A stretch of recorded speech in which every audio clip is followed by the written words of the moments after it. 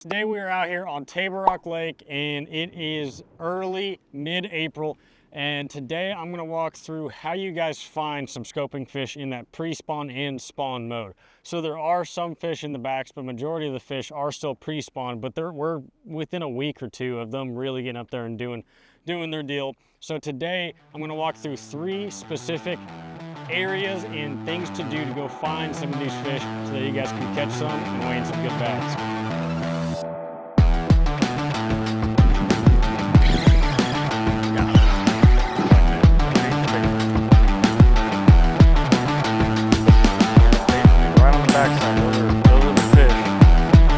Big one.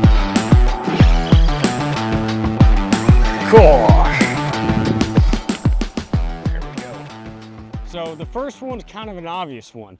You got to fish where the fish are, right? So before live scope, fishing secondaries and banks leading into spawning areas was always a consistent thing that we used to do, and the same thing applies when we have live scope. So right here is just a secondary point that is leading into a pocket where these fish can get back and be protected and go spawn. So on this one, we're just going to kind of roll around this secondary and see if there aren't any fish that are sitting out here that are catchable.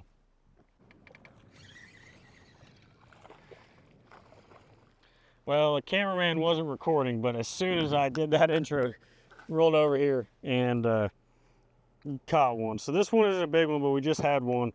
But we're just going to keep on looking around. So there is some bait out here on the secondary, and finding bait has a lot to do with luck.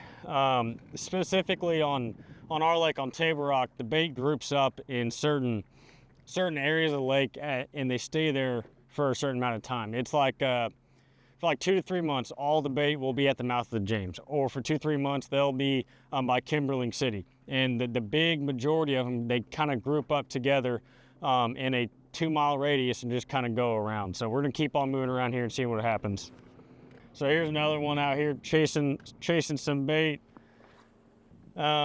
He's about 50 foot out. I'm gonna reel up. He swam to the right. Gonna try to hit him on the head here.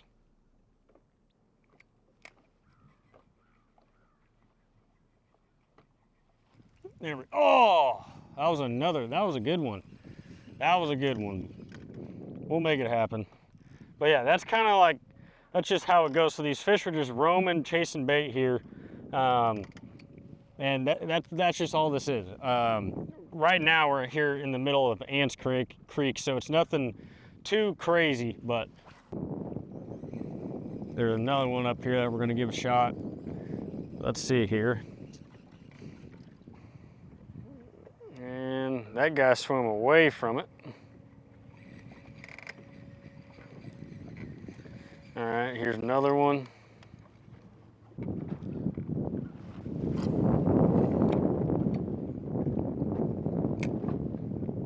He should see this one. I take that back. This guy's playing hard to get. Oh, I let that guy get a little too close to the boat. And that's another thing, is they used to be a lot more dumber than they are now. So making sure you're presenting your bait 50, 60, 70, 80 foot out is very important. And if that means kind of letting the fish keep on swimming and not casting to him right there and letting him get away from the boat is very important, because the second they see that boat, they're not going to bite it. So right up here we have 2 fish, and when you have 2 fish, it's really, really good, because that means there's going to be some competition, and that gets those fish really active. And I missed my cast on that one, so it looks like there's like actually 4 or 5 of them now that just swam in from the backside. So we're gonna bomb it out there, and they're eating on bait as we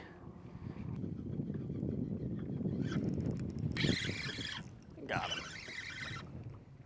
Not a big one, just another spot.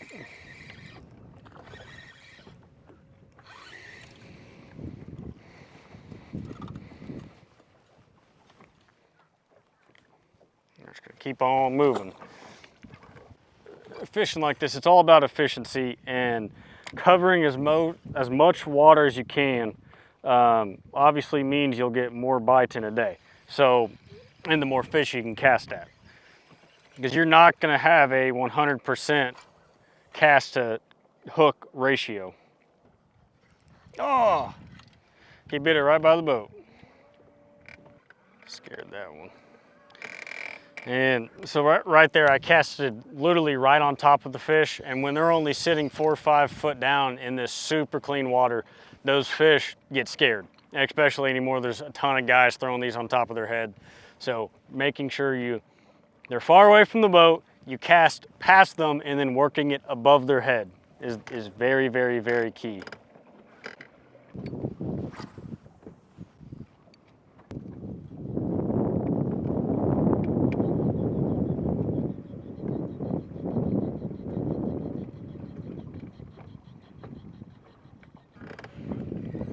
And some of them you just can't get to bite, but I thought for sure that one was gonna do it the way he was coming up.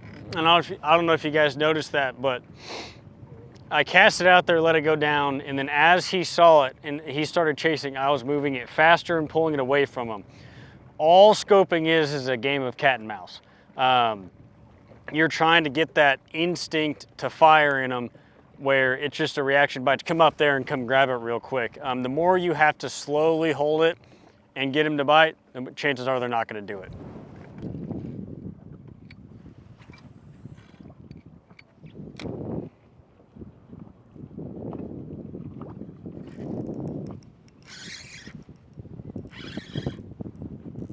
This is a little bit better for one. And never mind. He's another little tiny spot.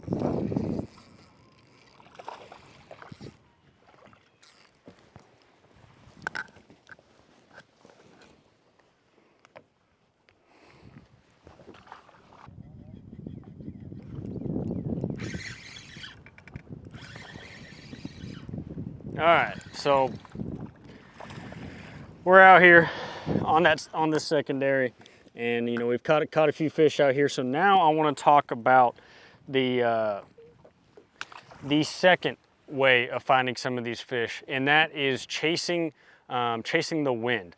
And it doesn't have to be that day. So what I was talking about earlier, how that bait gets grouped up. Right now, there's a long channel. I'm going to sit down here in my graph and show you guys kind of what I'm talking about. So right here, this is a section of Table Rock up here in the James, and right now this is kind of where the bait's at, and I want to explain why. So you have these 2 long stretches of water right there, and depending on the wind, this area is always going to get wind, and this bait is set up right here on this channel swing. We're going to go roll over there and show you guys kind of how that looks like on live scope and what those fish are doing. Just rolled up here to this bluff wall, and if you guys see, so this is a huge channel swing. So we have a straightaway right behind us, and then it swings, and there's a straightaway right on the other side of that point. And this is a prime area to find bait fish, and as you guys see, there's loons everywhere, and that is a very good sign because loons eat shad. So we're going to scope around out here and see what we can't find. This is what a big bait ball is just a big fuzz ball basically on live scope, and that's what that looks like. And there was a few fish that were just inside of it that hopefully we can relocate here. So you have the bait, and then right on the back side, those are the fish that we're looking for. So we're gonna let that sink down right on the back side.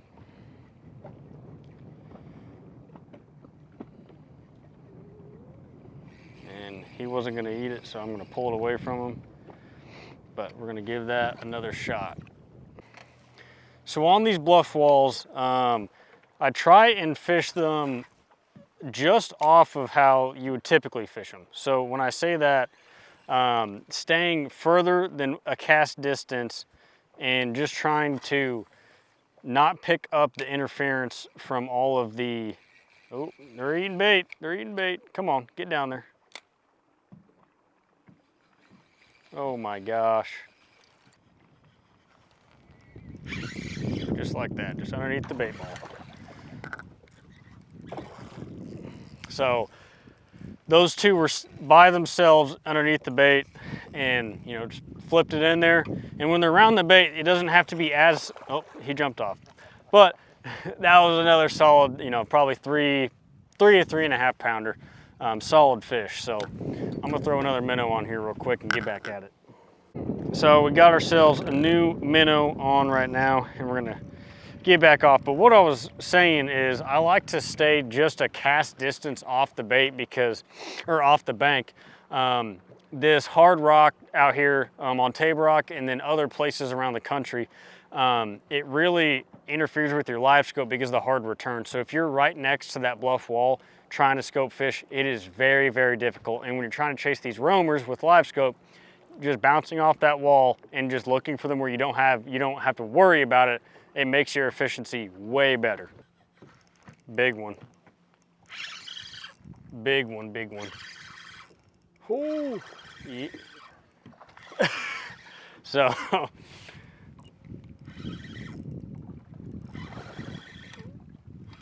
another solid fish. Maybe try not to lose this guy. Oh, go ahead, let him run.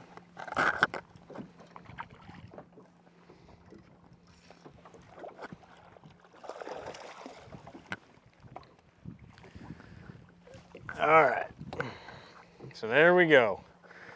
So that guy was just riding by himself, sitting out there in that bait ball. And they're a little bit harder to see when they're out there doing that, but there's another solid Table Rock bass. Fishing these bluffs like this with bait is sometimes very frustrating because there can be other species of fish that get on it, like spotted bass or white bass. So keep that in mind when you're out here chasing this bite. It's not everywhere. You can't just go find a channel swing that is kind of what I said and looks like it and go and do it. You just have to put your time out here on the water and go try to figure out where that bait is, figure out where the fish are, and then they'll group up by species, and then you can just sit down there and hammer them.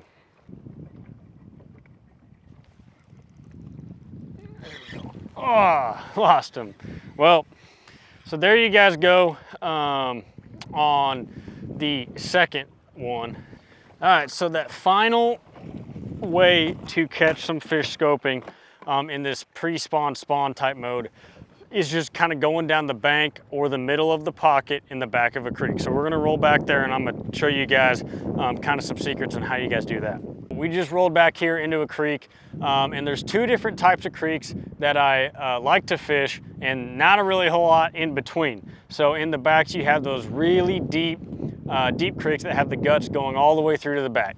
And I like to fish those maybe when it's a little bit colder and those fish have somewhere where they can pull off of and sit in that little bit deeper water or chase bait or whatever that situation is.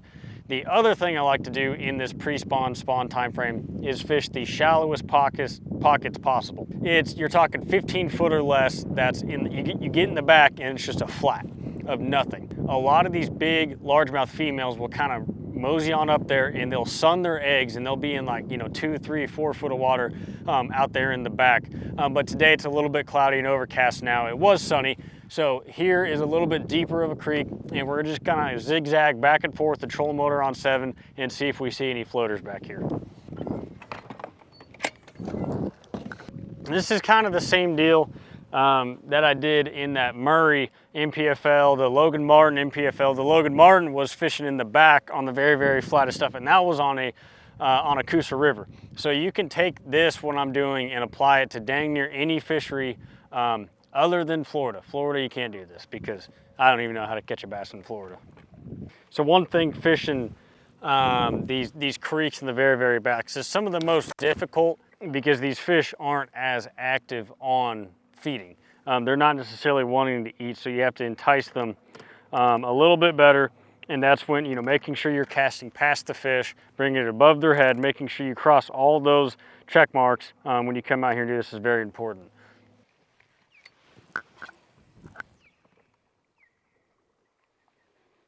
That was a giant one. I'm talking 2 giants, but they're not going to bite it. Those fish had nothing, no reason to want to eat. They were just sitting at the top of a tree and That's a prime example of fish not wanting to bite, but some of these are the biggest fish in the lake is when you get back here, because a lot of these fish are residential residents back here, where they just they roam around back here. They feed on bluegill, shad, gizzard shad. Because it's deep enough water, they have no need to go out to that main lake.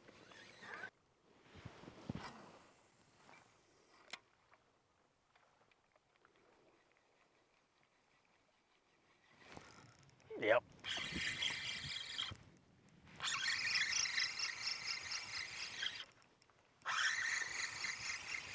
There we go. Gosh. Another good one. So that guy was just sitting out there by himself again. This is like the third or fourth one I've casted at, and finally got one to connect. It's just a numbers game is all this is.